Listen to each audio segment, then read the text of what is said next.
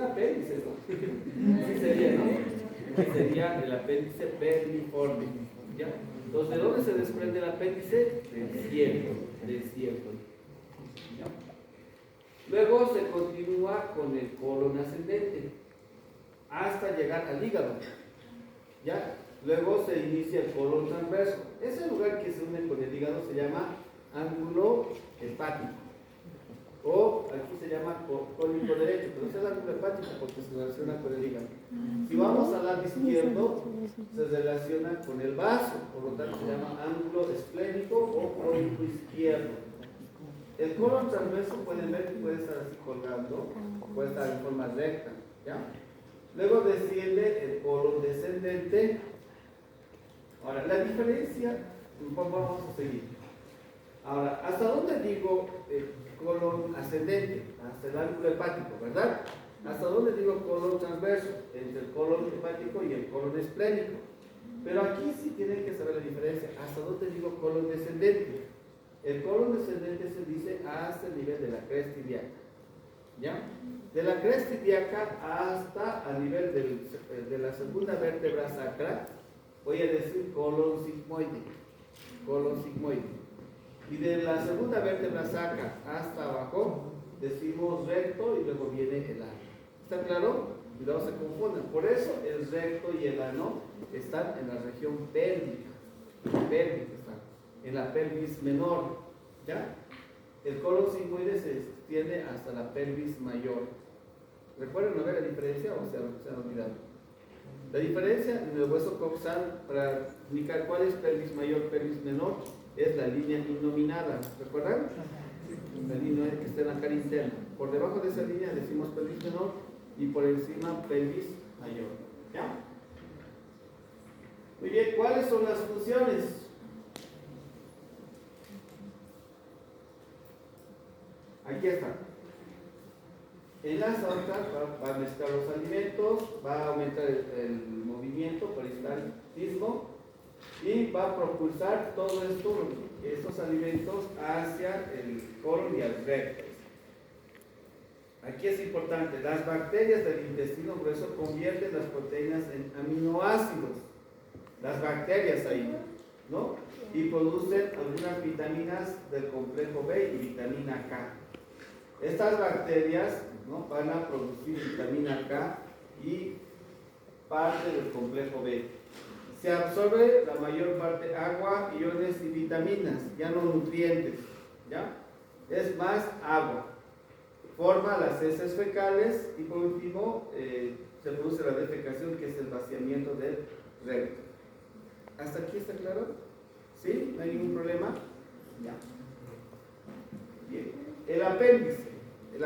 ¿En qué cuadrante se encuentra? En la fosa ilíaca derecha. Componentes aquí arriba. Ahora, si ustedes ven acá, son variedades del apéndice. Muchas variedades, ¿ya? El apéndice puede estar más arriba, más abajo. Incluso hay variedades de apéndice, ¿ya? El normal es este de aquí, se llama variedad descendente, pero puede estar por delante subsecal, presecal, retrosecal, ¿no?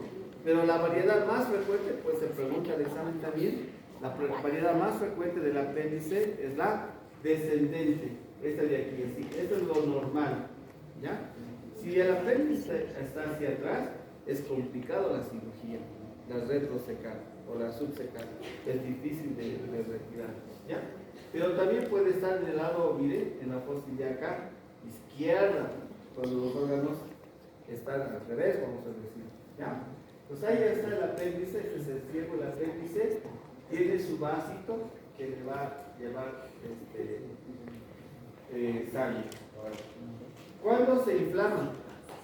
Normalmente se inflama cuando nosotros, pueden olvidar esto, cuando nosotros no consumimos mucho líquido, ya todo es seco, y además pepas de algunos alimentos. Normalmente el apéndice, que sería la inflamación del apéndice, se produce en edad escolar, o sea, niños, jóvenes, ¿ya?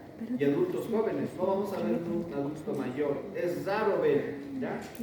raro ver que tenga una apendicitis. En un niño sí.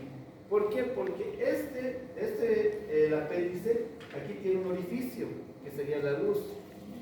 Se dice que el apéndice es el reservorio de bacterias, bacterias buenas, ya no bacterias malas, ¿ya? Entonces, cuando se necesita, las bacterias salen aquí y se van a multiplicar para mejorar la absorción y el metabolismo, ¿ya? Pero a veces sucede que nosotros no consumimos mucho líquido, por lo tanto se va a absorber la mayor cantidad. Cuando ya llegue aquí, es el alimento ya digerido, va a absorber la mayor cantidad de agua, entonces va a ser muy espeso, ¿no? Muy espeso. Y esa espesura va a hacer que se formen lo que se llaman piedritas de heces fecales. Esa piedrita se llama coprolito, ¿ya?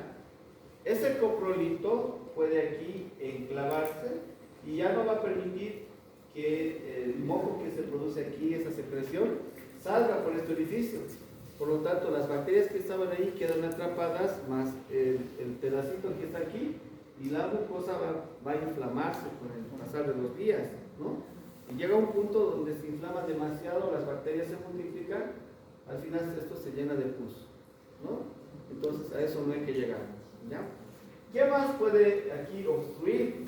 Pepitas de tuna, pepitas de tomate, las pepitas de pepino, ¿qué más? Cuando consuman esos alimentos que tienen pepitas, hay que triturarlos bien para que no tengamos este problema. Pero la clave de todo esto es consumir abundante cantidad de ¿qué? De agua.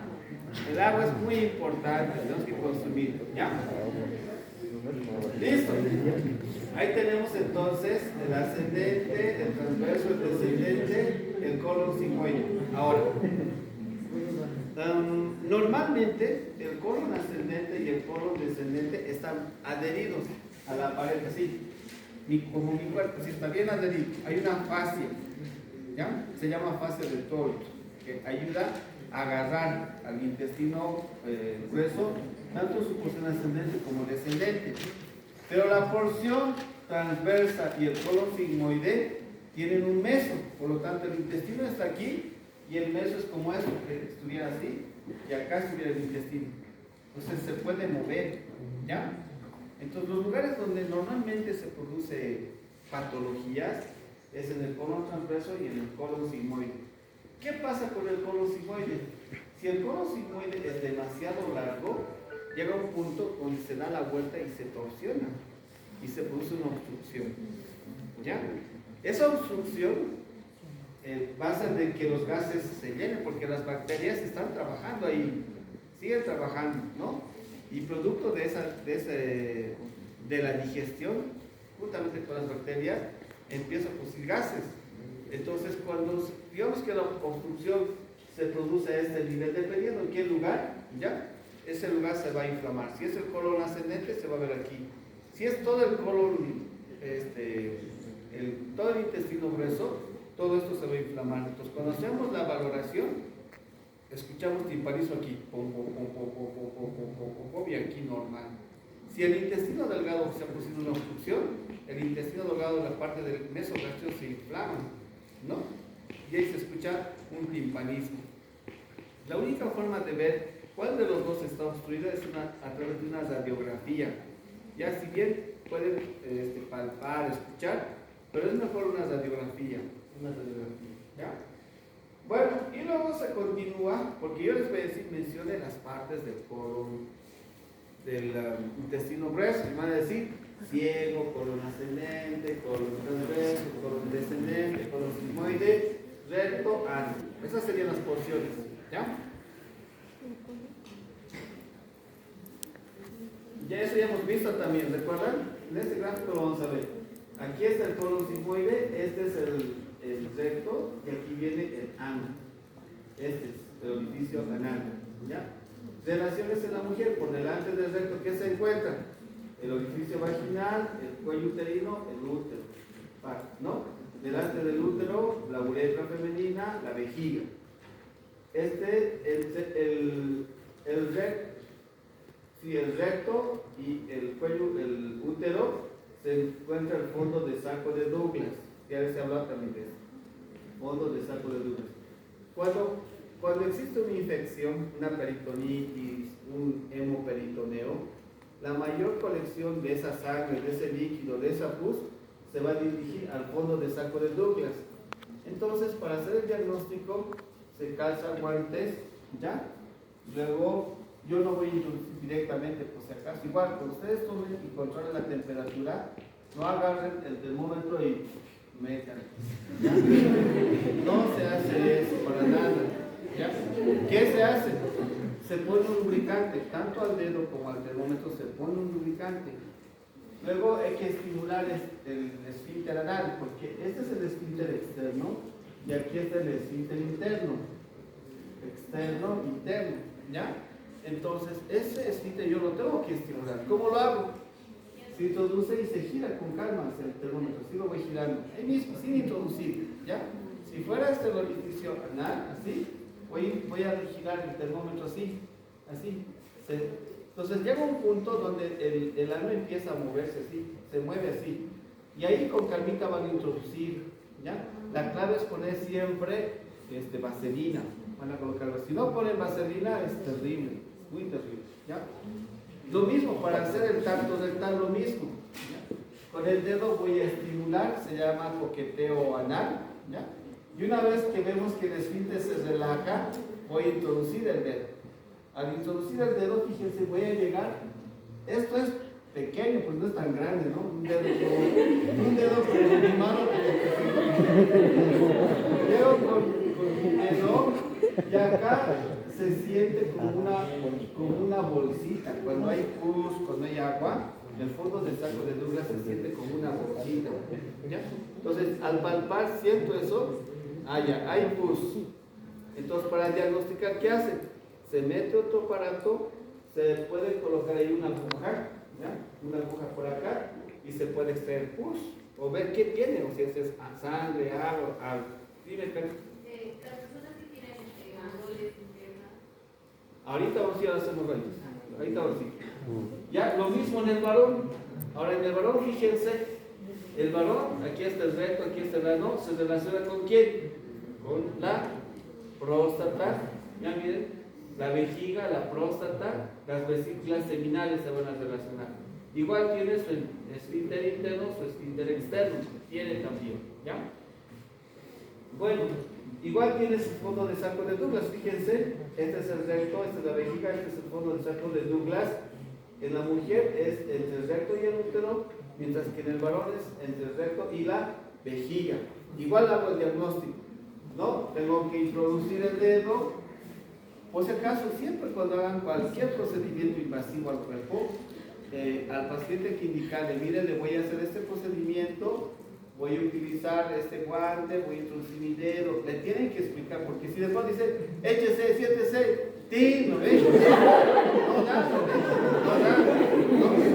entonces, va esa persona así, no quiero que me toque más, ya no quiero saber nada, mucho cuidado. Mucho cuidado, hay que comuniquen lo que van a decir. Pasa, estimados. Pasa. Entonces, estimulan, van a palpar el fondo del saco de Douglas y además se palpa, si digamos es varón, ya más de 50 años, 60, pueden palpar si tienen cáncer de próstata, esto se siente, se palpan también. Ya el tacto rectal sirve para eso también. ¿Ya? ¿Listo? Y acá viene lo que estaba preguntando Karen, ¿ya? La última parte del recto, miren, aquí está el ano, el orificio es este, ¿ya? Aquí está el recto. Vamos a tener estas pequeñas valvas por donde va a llegar las heces, va a girar en este sentido y luego va a salir, ¿ya? Esta distancia lo van a averiguar, ¿ya? La distancia que existe en el recto, desde el ano hasta el recto, ¿cuánto es? ¿Ya? Si será 1 centímetro, 2 centímetros, 5 centímetros, 15, 20 centímetros. ¿Por qué les digo esto? Porque ustedes, no es frecuente que hagan ustedes el tacto rectal, no es frecuente, ¿ya? Pero tal vez en algún momento podrían realizarlo. Pero si ustedes toman la temperatura rectal, van a utilizar ese instrumento y van a colocar en el recto, ¿ya? Entonces, lo van a hacer desde recién nacidos hasta adultos. Entonces, imagínense colocar más de 2, 3 centímetros, 4 centímetros en un recién nacido. ¿Ya? Pueden incluso hasta perforar el recto, ¿no? Entonces, tienen que tener mucho cuidado. Entonces, ustedes tienen que conocer esta distancia. En un adulto no hay ningún problema, hasta 5 centímetros, porque es largo, ¿ya? Pero en un pequeñito no. Entonces, hay que tener mucho cuidado. Y para eso va la investigación. Entonces, van a averiguar cuánto mide, ¿ya? En un recién nacido, en un niño y en un adulto. ¿Listo? Bien, entonces, fíjense, la mucosa en la parte distal, por encima de los esfínteres, este es el esfínter anal interno y este es el externo, ¿ya? Vamos a encontrar unas venas, estas de aquí. Justo a nivel de esas venas están las columnas anales, ¿ya? Ahí están. Estas venas que se encuentran acá, ¿ya? Son las venas hemorroidales, así se llaman, ¿ya? O rectales inferiores. Ahora, cuando una persona se estreñe demasiado, ¿por qué se estreñe? ¿Por qué? Y aparte de líquidos, ¿qué más? Falta de... Los alimentos tienen que tener también fibra, ¿ya? ¿Qué alimentos tienen fibra? ¿Ah? La avena, muy bien, ¿qué más? ¿Qué? Pollo. Ya, todos los alimentos que tienen cáscara, ¿no? La cáscara es rico en fibra. El afrecho tiene fibra. El apio tiene fibra. ¿Ya? Esos tallitos que no consumen tienen fibra, ¿no? A algunos no les gusta comer verduras, tienen fibra. Entonces, ¿qué hace la fibra? Miren, estimados, la fibra no se absorbe, eso vamos a ver más después. La fibra no se absorbe. ¿Qué pasa entonces? Lo comemos, pasa por aquí y luego se sale, ya se sale. Entonces, ¿pero qué hace la fibra? ¿Cuál es su función? Captar agua. Al captar agua hace que las heces se vuelvan blandas, ¿ya? Entonces la persona que consume fibra, consume agua, no va a estar 2 horas en el baño, ¿ya? ¿No? Entonces las heces van a ser blandas, porque si no consume, no, pues no puede evacuar, sigue ahí, sigue, no puede, dice, no sale, ¿no? Entonces justamente, si una persona se estilla demasiado, las heces fecales se vuelven muy gruesas, demasiado gruesas, porque está muy seco, no tiene líquido. Entonces eso va a dañar la pared, puede producir unas fisuras, va a dañar estos vasitos que se encuentran acá, ¿no? Y a la larga pueden producir las hemorroides. Ahora, ¿qué más produce las hemorroides? Eso de acá, ¿ya? Hay hemorroides internas y hay hemorroides externas, ¿no? Entonces, ¿qué más produce? Sentarse en lugares calientes. Si es muy caliente, produce una vasodilatación de estos, ¿no? Puede producir también porque no hay buena circulación, ¿sí? Entonces, ¿quiénes pueden tener hemorroides? ¿Quiénes se sientan todo el tiempo? ¿Ustedes? Están todo el tiempo sentados, a veces su asiento está muy caliente. Otro que puede producir vasodilatación asociado al estreñimiento, ya el estreñimiento principalmente, es consumir alimentos muy picantes que producen vasodilatación igual, ¿ya? Entonces, aquellas personas que ya tienen hemorroides, se les prohíbe, ya no tienen que sentarse en lugares calientes, ya no tienen que consumir cosas picantes, ¿no? Entonces, es lo más complejo. ¿Cuál es la solución? Cirugía. Se agarra al paciente y esto que estaba colgando, se lo pone una ligadura, ¿no? Y se hace una sección, una hemorroidectomía se llama, ¿ya? Entonces ahí está, fíjense, aquí ya tengo la distancia, ¿cuánto será? 15 centímetros, pues es un adulto por si acaso, 15 centímetros, ¿no? Hasta las válvulas son 5 centímetros, es suficiente. El termómetro entra hasta aquí nomás, fíjense. ¿Ya? Hasta ahí nomás. ¿Ya? Las columnas rectales están relacionadas con estos vasos sanguíneos. ¿Listo? Ahí están las venas, fíjense. Las venas, estas se llaman rectales inferiores. Tenemos rectales medias, rectales superiores. En estas rectales inferiores son donde se producen los hemorroides. ¿Ya? Ya luego vamos a ver los vasos sanguíneos, vamos a ver los vasos sanguíneos. Y eso más aprovecharemos.